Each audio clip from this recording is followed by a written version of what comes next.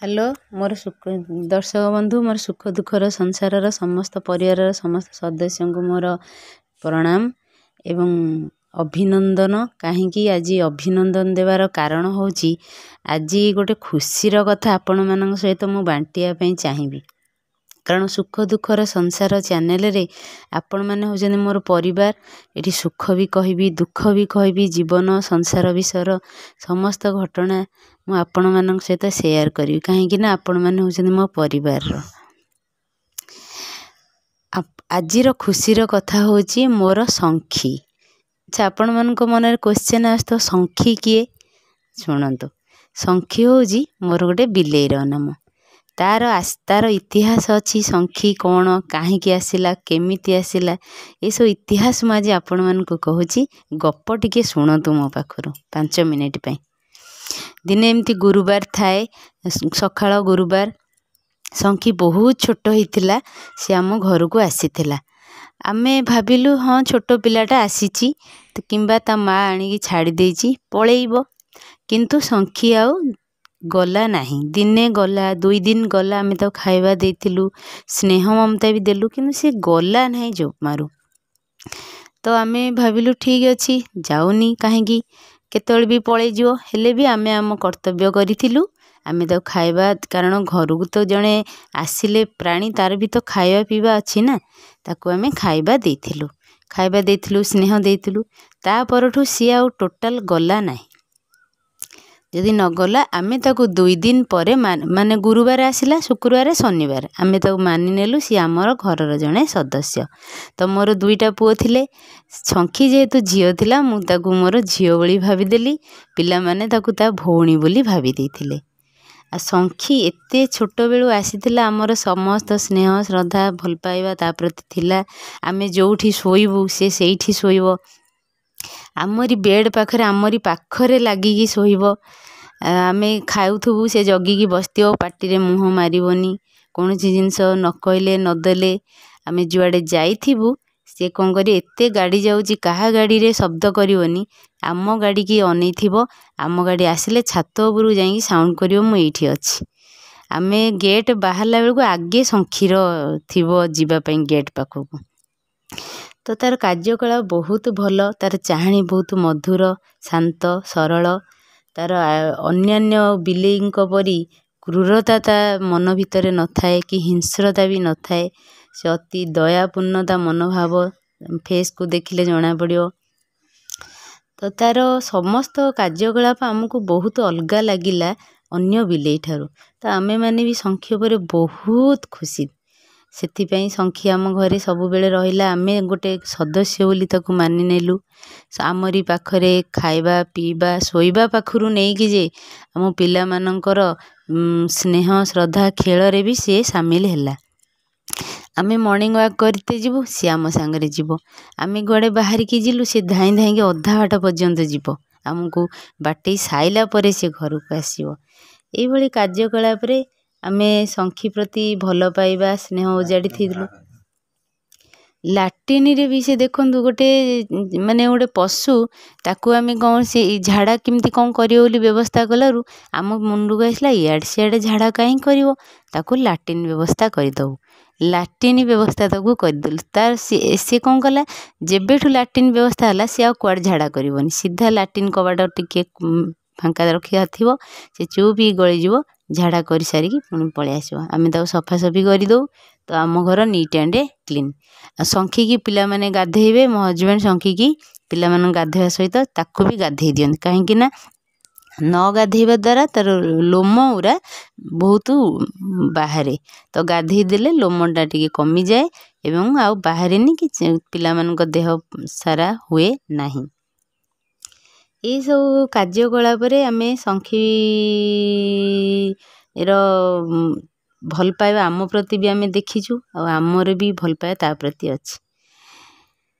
से आजिर खुशीर कथा होची से माँ हेछि। संखी आमर छोट पिलारू आसीथिला एबे माँ हेछि 3टी संतानर माता। तो आम घरे सदस्य संख्या बढ़ी जाइछंती। आम घरे सदस्य थिले केते आमे 4 जण थिलु पिला माने 2 पिला ये मोर गोटे पिला थिला 3 पिला आउ 3 जण आछंती। ତେଣୁ ମୋଟ ଆମର ପିଲା ସଂଖ୍ୟା 6 ଆମ ଘରର। ଆମେ ସେଥିପାଇଁ ବହୁତ ଖୁସି ଅଛୁ। କାଲି ତାର ପିଲା ହେବାର କାରଣ କାହାଣୀଟା ବି ଶୁଣନ୍ତୁ। ଶଙ୍ଖି ଏତେ ହିଂସ୍ର ନୁହେଁ କି ଏତେ ଚିଲେଇବା ନୁହେଁ। କିନ୍ତୁ କାଲି ଆମେ ଯେତେବେଳେ ଘରକୁ ଆସିଲୁ ଲଗଭଗ 7ଟା ସନ୍ଧ୍ୟା 7ଟା ହେବ। ମୋ ହଜବେଣ୍ଡ ତାଙ୍କ କାମରୁ ଆସିଲେ, ମୁଁ ପିଲାମାନଙ୍କୁ ଟ୍ୟୁସନ୍ ନେଇକି ଆସିଲି। ଆସିଲା ପରେ ଶଙ୍ଖି ଚିଲେଉଥାଏ, ଘର ଦ୍ୱାର ଚିଲଉଥାଏ। ଆମେ ଆଶ୍ଚର୍ଯ୍ୟ ହୋଇଗଲୁ, ଆରେ ଶଙ୍ଖି ତ ଏମିତି ନୁହେଁ, ସେ ଚିଲଉଛି କାହିଁକି? ଚିଲେଇକି ସମସ୍ତଙ୍କ ପାଖକୁ ଯାଇକି କ'ଣ ଯେ କେତେ ଗୁଡ଼ାଏ କଥା କହିଦେଉଛି। ମୁଁ ଆପଣଙ୍କୁ ଭିଡ଼ିଓ ଯେତିକି କ୍ୟାପଚର୍ କରିଛି ରଖିଛି, ଆପଣଙ୍କୁ ଦେଖିବେ ଆପଣ ସତରେ ଅନୁଭବ କରି ସେ କେତେ କଥା ଆମକୁ କହିଯାଉଥାଏ କାଲି। ତ ଆମ ସାନ ପୁଅ ତା ସାଙ୍ଗରେ ବେଶୀ ଟିକେ ଖେଳେ। ସିଏ ତାକୁ ବେଶୀ କାମୁଡ଼ିବା ପାଇଁ ନୁହେଁ, ତାକୁ ଗୋଡ଼ଉଥିଲା। ତ ଆମେ ଭାବିଲୁ ବୋଧେ ତାକୁ ହଇରାଣ କରୁଛୁ ବୋଲି ସିଏ ତାକୁ କାମୁଡ଼ିବା ପାଇଁ ଯାଉଛି। କିନ୍ତୁ ନା, ଆମେ ଯାହା ଅନୁଭବ କଲୁ ଯେ ସିଏ ଚାହୁଁଥିଲା ମୋତେ କଷ୍ଟ ହେଉଛି, ଟିକେ ମୋତେ ଆଉଁସି ଦିଅ, ମୋତେ ଟିକେ ଭଲ ଲାଗୁ। ସମସ୍ତଙ୍କ ପାଖକୁ ସେ ଯାଉଥିଲା, କିନ୍ତୁ ବହୁତ କରି ମୋ ସାନ ପୁଅ ପାଖକୁ ଅଧିକା ଯାଉଥିଲା। ଆଉ ସିଏ ଆମ ପାଖରେ ରହୁକି ଆମକୁ ସେ ଚାହୁଁଥିଲା ଆମେ ଟିକେ ଆଉଁସି ଦେଲେ ତାର ପିଲା ହେବ, କଷ୍ଟଟା ଟିକେ ଲାଘବ ହେଇଯାନ୍ତା। କିନ୍ତୁ ଆମେ ଟିକେ ହଠାସ୍ତିକି ଜାଣିପାରିଲୁନୁ। ଆମେ ଭାବିଲୁ କ'ଣ ଘଟଣା, କିଛି ଅଶୁଭ ଘଟିବାର ଅଛି କି, ଏମିତି କ'ଣ ଶଙ୍ଖି ହେଉଛି ଆମ ସହିତ। ତାପରେ ଆମେ ବି ଚିନ୍ତାରେ ବସିଲୁ, ଖାଇବାକୁ ଦେଲୁ, କାଳେ ଭୋକ ହେଉଛି କି ନାଇଁ। ଖାଦ୍ୟ ବି ଥିଲା, ଖାଉନଥିଲା, ପୁଣି ବି ଦିଆଗଲା, ଖାଇଲାନି। ତ ଏତେ ସବୁ ପରେ ଆମ ମୁଣ୍ଡକୁ ଆସିଲା, ଆରେ ତାର ଆଜି ପିଲା ହେବାର ଅଛି କି, କଷ୍ଟ ହେଉଛି, ସେ ଏମିତି ହେଉଛି କି। ସେଠୁ ଆମେ ତାକୁ ପିଲାର ହେବାର ସବୁ ବ୍ୟବସ୍ଥା କରି କପଡ଼ା ପକାଇ ଦେଇ ଗୋଟେ ବଡ଼ ଜାଗାରେ କପଡ଼ା ପକାଇ ଦେଇକି ତାକୁ ଲାଇଟ୍ ଦେଇକି ଆମ ସିଢ଼ି ଘର ତଳେ ତାକୁ ଛାଡ଼ି ଦେଇଥିଲୁ। ତାପରେ ଆମେ ସେ କ୍ଷୀର ତାକୁ ଟିକେ ନେଇକି ଦେଲୁ, କାଳେ ଟିକେ ପିଇବ, ଭଲ ଲାଗିବ। ସେ କିଛି ବି ଖାଉନଥିଲା, ଖାଲି ଚିଲଉଥାଏ, ଘର ଦ୍ୱାର ରଖୁନଥାଏ, ଘଷି ହେଉଥାଏ ଆମ ପାଖରେ ଆସିକି, ଗୋଡ଼ ହାତ ତାକୁ କଷ୍ଟ ହେଉଥାଏ। କାରଣ ସନ୍ତାନ ହେବା ଏତେ ଛୋଟିଆ କଥା ନୁହେଁ, କି ମାତୃତ୍ୱ ଲାଭ କରିବା ବି ଏତେ ଛୋଟିଆ କଥା ନୁହେଁ। ଆଉ ମାତୃତ୍ୱ ଲାଭ କରିବା ଆଉ ସନ୍ତାନ ହେବା, ଏ ଦୁଇଟା ପୁଣ୍ୟର ଫଳ। ଆଉ ସେଥିପାଇଁ ମା ଯେ କେତେ କଷ୍ଟ ସହେ ସେଟା ଗୋଟେ ମଣିଷ ତ ଜାଣିଛି, ଗୋଟେ ପଶୁ ପାଖରୁ ଆପଣ ଜାଣିବେ। ମୁଁ ତାର ଭିଡ଼ିଓ ପଠେଇବି, କାଲି ସେ କ'ଣ ହେଉଥିଲା ଦେଖିବେ। ତାର ଯେ ଆପଣମାନେ ଅନୁଭବ କରିବେ, ସତରେ ମାତୃତ୍ୱ ଲାଭ କଲେ ସମସ୍ତଙ୍କୁ ସେଇ କଷ୍ଟ ହୁଏ ଯେଉଁ କଷ୍ଟ ମଣିଷମାନଙ୍କୁ ବି ହୁଏ। ସେତିକି ପଶୁମାନେ ସିନା କହିପାରନ୍ତିନି, ମଣିଷମାନେ କଥା କହିପାରନ୍ତି। ପଶୁମାନେ ତାଙ୍କର କାର୍ଯ୍ୟକଳାପରେ ସବୁ କିଛି କହିଦିଅନ୍ତି, ଯେଉଁଟାକି ମଣିଷମାନଙ୍କ ଠାରୁ ଅଧିକା କହିଦିଅନ୍ତି। ଆପଣମାନେ ନିଜେ ନ ଦେଖିଲେ ବିଶ୍ୱାସ କରିପାରିବେନି କାଲି ଶଙ୍ଖି କେମିତି ହେଉଥିଲା। ଦେଖନ୍ତୁ, ଆଜି ଫାଇନାଲି ବର୍ତ୍ତମାନ ରାତି 4:30ଟା। ମୁଁ ଉଠିଲି ତ ଆଗେ ଶଙ୍ଖି ପାଖକୁ ଗଲି, ଦେଖାଯାଉ ମୋ ଶଙ୍ଖି କ'ଣ କରୁଛି। ଶଙ୍ଖି ପାଖକୁ ଗଲି, ଶଙ୍ଖି ଦେଖିଲା ବେଳକୁ ଦେଖନ୍ତୁ 3ଟି ଛୁଆ ତାର ହେଇଯାଇଛି। 3ଟି ଛୁଆର ବା 3ଟି ସନ୍ତାନର ସେ ମାତୃତ୍ୱ ଲାଭ କରିଛି। ଆଉ ଶଙ୍ଖି ପାଇଁ ଆମେ ଆଜି ବହୁତ ଖୁସି। ଶଙ୍ଖି ମାତୃତ୍ୱ ଲାଭ କରିନି, ଶଙ୍ଖି ମାତୃତ୍ୱ ଲାଭ କରିବା ସହିତ ଆଜି ଆମ ଘରେ ଖୁସି ବି ଆଣିଦେଇଛି। କାରଣ ଆମ ଘରେ ସଦସ୍ୟ ସଂଖ୍ୟା ବଢ଼ିଯାଇଛି। ଦେଖନ୍ତୁ ତା ଛୁଆମାନଙ୍କୁ ସେ କେମିତି ଗେଲ କରୁଛି। ସମସ୍ତେ ଦିଦି ଖାଉଛନ୍ତି, ସମସ୍ତଙ୍କୁ ସେ କେତେ ଗେଲ କରି ଚାଟି ଦେଉଛି। 2ଟା କଳା ଆଉ ଗୋଟେ ନାଲି ଛୁଆ ହେଇଛନ୍ତି ତାର। ସମସ୍ତଙ୍କୁ ଦେଖନ୍ତୁ କେମିତି ଛୁଆମାନେ, ସତରେ ମାନେ ମୁଁ ବର୍ଣ୍ଣନା ବି କରିପାରୁନି ମାତୃତ୍ୱର ଖୁସିରେ ଶଙ୍ଖି କିପରି ଅଛି। କେତେ ଶାନ୍ତ, ଦେଖନ୍ତୁ ସେ କେତେ ଶାନ୍ତ ବିଲେଇ। ଏମିତି କାଲି ନଥିଲା, ଅଶାନ୍ତ ହେଇଯାଇଥିଲା। ଆଜି ଦେଖନ୍ତୁ କେତେ ଶାନ୍ତ ହେଇ ତାର ପିଲାମାନଙ୍କୁ ଚାଟି ପକାଉଛି, ଆଉଁସି ଦେଉଛି। ନିଜର କଷ୍ଟକୁ ସେ ଭୁଲି ଯାଇ ଶାନ୍ତ ଶିଷ୍ଟ ଭାବେ ପିଲାମାନଙ୍କୁ ଛାତିରୁ କ୍ଷୀର ଦେଇ ତାଙ୍କୁ ମାନେ ଶକ୍ତ କରିବା ପାଇଁ ଚାହୁଁଛି। ସବୁ ମାଆ ମାନେ ଏଇଆ ଦର୍ଶକ ବନ୍ଧୁ ନା।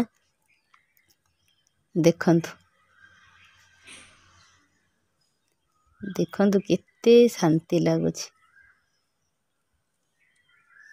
ଦେଖନ୍ତୁ ଦେଖନ୍ତୁ କିପରି ଚାଟି ଚାଟି ତାଙ୍କ ଦେହରୁ ତାର ସମସ୍ତ ମଇଳା ଛୁଆମାନଙ୍କ ଦେହରୁ ସିଏ ଦୂର କରିଦଉଛି।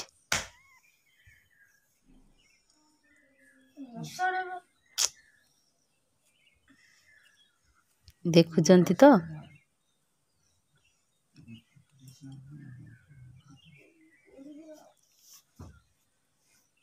ଦେଖନ୍ତୁ ଦେଖନ୍ତୁ ପିଲାମାନେ କେମିତି ଚିଁ ଚିଁ ଚିଁ ଚିଁ ଶବ୍ଦ କରୁଛନ୍ତି। ଆଉ ଚାରିଟା ହେଉଛି ଦେଖନ୍ତୁ କେମିତି।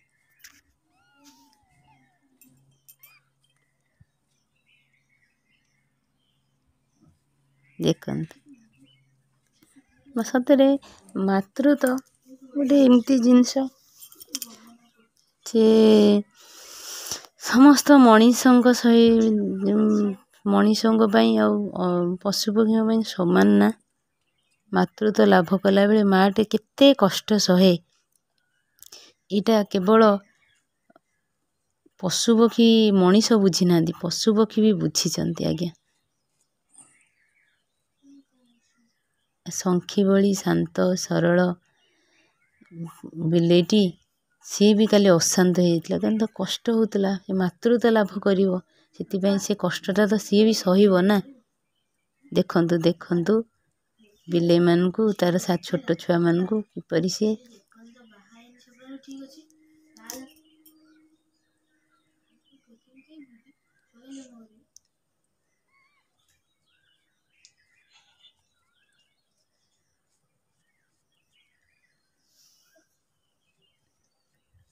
ଦେଖନ୍ତୁ କେମିତି ଚାଟି ପକଉଛି। ଏଠି ଦେଖନ୍ତୁ ତାର ଗୋଟେ ଧୂସୁରିଆ ବିଲେଇଟେ ଏଇଟା, ଆଉ ଦିଟା କଳା ବିଲେଇ। ଦେଖନ୍ତୁ ଦେଖନ୍ତୁ ଦେଖନ୍ତୁ କେମିତି ସୁନ୍ଦର ଭାବେ ଛୁଆମାନେ ତାକୁ ଘୋଡ଼େଇ ପକଉଛି, ତା ପଞ୍ଝା ଭିତରେ ଚାଟି ପକଉଛି। ଏଇ ତ ମାଆର ସ୍ନେହ ନା। କିନ୍ତୁ ଆଜିକାଲି ମାଆମାନଙ୍କୁ ବାପାମାନଙ୍କୁ ଏଇସବୁ କଥା ପିଲାମାନେ ଆଉ ମନେ ରଖୁନାହାନ୍ତି, ଯେ ମାଆ କେତେ କଷ୍ଟ ସହେ ତମମାନଙ୍କୁ ଜନ୍ମ ଦେବା ପାଇଁ। ଇଞ୍ଜେକ୍ସନ୍ ମେଡ଼ିସିନ୍ ସବୁ ଖାଇବ, ପୁଣି ଜନ୍ମ ବେଳେ ସେ ମେଡ଼ିକାଲର ଯେତିକି କଷ୍ଟଦାୟକ ସବୁ ତାକୁ ଅନୁଭବ କରିବ, ତାପରେ ମାତୃତ୍ୱ ଲାଭ କରିବ। କିନ୍ତୁ ଆଜିର ସମାଜରେ ପିଲାମାନେ ଆଉ ବାପା ମାଆଙ୍କର ଅବଦାନକୁ ବୁଝିପାରୁନାହାନ୍ତି। ସେମାନେ ବାପା ମା ସେ କେବେ ସ୍ଥିର ହୋଇକି ଚିନ୍ତା କରୁନାହାନ୍ତି ଆମେ ସଂସାରକୁ କେମିତି ଆସିଛୁ, କେତେ କଷ୍ଟ କରିଛନ୍ତି ବୋଲି ମାଆଟି ଆମେ ଆସିଛୁ। ମାଆ ସବୁ କଷ୍ଟ ମାଆ ହିଁ ନେଇଛି। ସଂସାର କେବଳ ଯେ ଖାଇବା ପିଇବା ଦେଇଦେଲେ ଯେ ସନ୍ତାନ ଗଢ଼ି ହେଇଯାଏ ତା ନୁହେଁ। ତାକୁ ଦୁନିଆକୁ ଆଣିବାର ଯେଉଁ କଷ୍ଟଟା ସେଇଟା କେବଳ ମାଆ ହିଁ ପାଏ। ସେଇ ମାଆକୁ ଆଜି ପୁତ୍ର କ'ଣ ଝିଅ କ'ଣ ସବୁ ଭୁଲି ଯାଉଛନ୍ତି।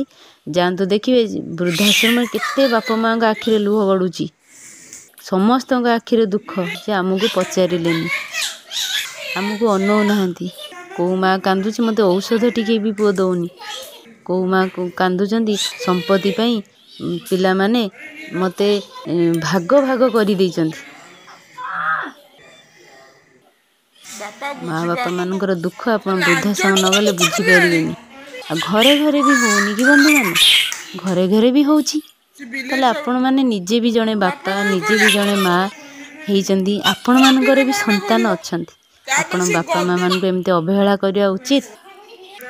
ଆପଣ ମନକୁ ପଚାରିବେ ବନ୍ଧୁମାନେ, ଯେଉଁମାନେ କି ଏଇଭଳିଆ କାମ କରୁଛନ୍ତି ସେମାନେ ନିଜ ମନକୁ ପଚାରନ୍ତୁ। ବାପା ମା ଆମ ଘରର ଦୁଇଟା ମେରୁଦଣ୍ଡ। ବାପା ମା ଥିଲେ ସୁଖ ଦୁଃଖ ହାନି ଲାଭ ସବୁ ପ୍ରଥମେ ତାଙ୍କରି ମୁଣ୍ଡକୁ ଆସିବ, ତାପରେ ଆମ ପାଖକୁ ଆସିବ। ଏଇଟା ସବୁ ପିଲାମାନେ ବୁଝିବା ଉଚିତ। ଏକ ତ କଷ୍ଟ ମାନେ ଭଗବାନ ତ ନିଜେ ଆସିକି ପାଳନ କରିବେନି ନା। ଭଗବାନ ତାଙ୍କ ରୂପରେ 2 ଜଣଙ୍କୁ ପଠେଇଛନ୍ତି ସଂସାରକୁ। ଯାଅ ମୋ ରୂପରେ ତମେ ପାଳନ କରିବ ସଂସାରର। ସେଟାକୁ ଆମକୁ ନିଜର ପିଲା ବୋଲି କହିକି ଦେଇଛନ୍ତି, ଯାହାଫଳରେ ଆମର ଅଧିକ ସ୍ନେହ ଭଲ ପାଇବା ବଢ଼ିବ। ଆମେ ଅଧିକରୁ ଅଧିକ ଆମ ଡ୍ୟୁଟି କରିବା। କିନ୍ତୁ ବାପା ମା ମାନେ ତାଙ୍କ ଡ୍ୟୁଟି ଠିକ୍ କରୁଛନ୍ତି ଆଜ୍ଞା, ପିଲାମାନେ କେହି କରୁନାହାନ୍ତି। ସମସ୍ତଙ୍କ ମନରେ ଗୋଟେ ଘୃଣ୍ୟ ଭାବନା ଆସୁଛି ଯେ କିଏ ବାପା ମାଙ୍କୁ ସମ୍ଭାଳିବ, ବାପା ମାଙ୍କର ଦାୟିତ୍ୱ ନେବ। କିନ୍ତୁ ନା ବନ୍ଧୁମାନେ, ଆମେ ବାପା ମା ହେଉଛନ୍ତି ଚଳନ୍ତି ଠାକୁର, ଯେଉଁଟାକି ଭଗବାନ ସେ ନିଜେ ଆଉ ତ ଆସିବେନି ନା, ତାଙ୍କ ରୂପରେ 2 ଜଣଙ୍କୁ ପଠେଇଛନ୍ତି। ଆମେ ବାପା ମାଙ୍କର ସେବା କରିକି ଆମକୁ ଧନ୍ୟ ଅନୁଭବ କରିବା ଉଚିତ। ବାପା ଖାଇବାକୁ ଦେବେ, ବଢ଼େଇବେ, କାରଣ ବାପା ରୋଜଗାର। ବାପା ଯଦି ରୋଜଗାର ନ କଲେ ପିଲାମାନେ କ'ଣ ଖାଇବେ କହିଲେ? ସୁଖ ଦୁଃଖର ସଂସାର ପରିବାରରେ ଆପଣମାନେ ମୋର ପରିବାର। ମୁଁ ଆପଣଙ୍କୁ ମାନିଛି, ତ ସେଥିପାଇଁ ସମସ୍ତ ସୁଖ ଦୁଃଖ ସେୟାର କରୁଛି ଆପଣଙ୍କ ସହିତ। ସେଭଳି ବାପାଟିଏ କେତେ କଷ୍ଟ କରି ଆଣିକି ମୁହଁରେ ପକାଇବ। ପିଲାମାନେ ଯେତେ ଖରା ବର୍ଷା ହଉ ଯିବ କାମକୁ, ଆଣିବ ପିଲାମାନଙ୍କ ମୁହଁରେ ପକାଇବ। ସେଇ ବାପ ଯେତେବେଳେ ବୃଦ୍ଧ କାଳ ଆସିଯାଉଛି ବାପାର, ପିଲାମାନେ ତାକୁ ଔଷଧଟିଏ ଦେବା ପାଇଁ ଭାଗଉଛନ୍ତି ନା ମୋ ପାଖରେ ପଇସା ନାହିଁ। ସେ ପୁଅ କହିବ କି ଝିଅ କହିବ ନା ମୁଁ ରଖିପାରିବିନି, ମୁଁ ପରଗୋତ୍ରୀ ହେଲିଣି, ମୁଁ ତମମାନଙ୍କୁ ରଖିପାରିବିନି। ଆରେ ପରଗୋତ୍ରୀ କ'ଣ ନିଜ ଗୋତ୍ରୀ କ'ଣ? ବାପା ମା ତମମାନଙ୍କୁ ଜନ୍ମ କରିଛନ୍ତି, ସମସ୍ତଙ୍କର ସମାନ ଅଛି। ସମସ୍ତେ ଆମେ ବାପା ମାଙ୍କ ପ୍ରତି ଅବଦାନ ଦେବା। ସେମାନେ ଯେତିକି କଷ୍ଟ ସହିକି ଆମକୁ ଛୋଟରୁ ବଡ଼ କରିଛନ୍ତି, ଆମର ବି ସେତିକି ଦାୟିତ୍ୱ ଆଉ କର୍ତ୍ତବ୍ୟ ଅଛି। ଦେଖିଲେ ତ ସାଙ୍ଗମାନେ ଆଜି ମୋ ଶଙ୍ଖୀର ହଉ ସାଙ୍ଗମାନେ, ଆଜିର ଏଇ ବ୍ଲଗ୍କୁ ଏତିକିରେ ରଖୁଛି। ଆପଣମାନଙ୍କୁ ଯଦି ଭଲ ଲାଗେ ଲାଇକ୍ ସେୟାର କମେଣ୍ଟ କରିବେ, ଆଉ ସବସ୍କ୍ରାଇବ୍ କରିବାକୁ ଭୁଲିବେ ନାହିଁ, କାରଣ ଆପଣଙ୍କ ସବସ୍କ୍ରିପସନ୍ ହେଉଛି ଆମ ପାଇଁ ବରଦାନ। ରହିଲି, ନମସ୍କାର, ଜୟ ଜଗନ୍ନାଥ।